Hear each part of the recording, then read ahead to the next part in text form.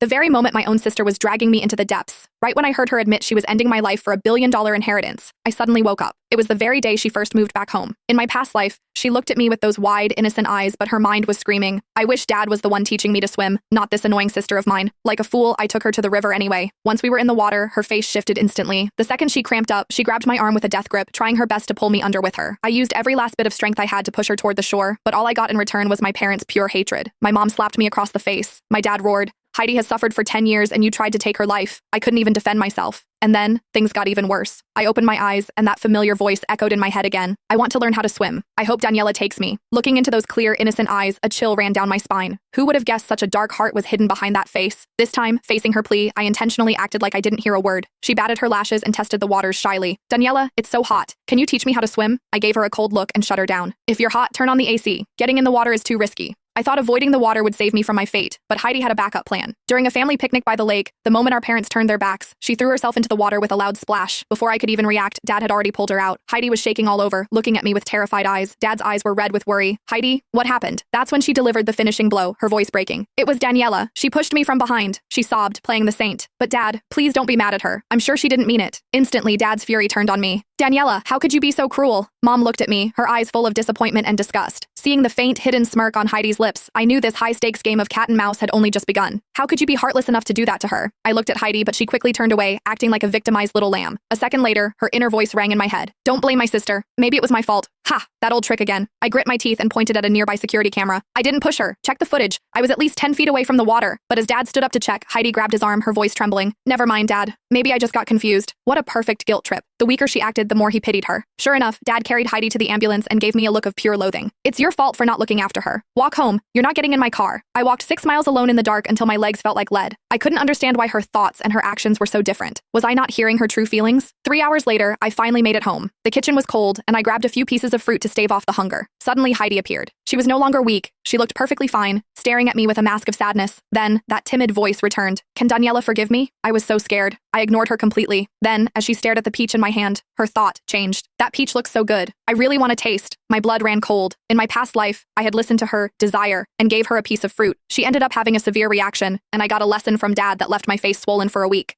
This time, I wasn't falling for it. When she asked for it, I refused coldly. If you want one, ask Mom and Dad. I'm still hungry. Heidi pouted and walked away, looking hurt. But to my surprise, a peach went missing from the bowl anyway. Soon after, a piercing scream erupted from the living room. I rushed in to find Heidi on the floor, having a seizure, clutching a half-eaten peach. Dad was livid, pointing a finger at me. You knew she was allergic. Were you trying to end her? I was speechless. Just then, Heidi started to come around. Mom rushed over, her voice shaking.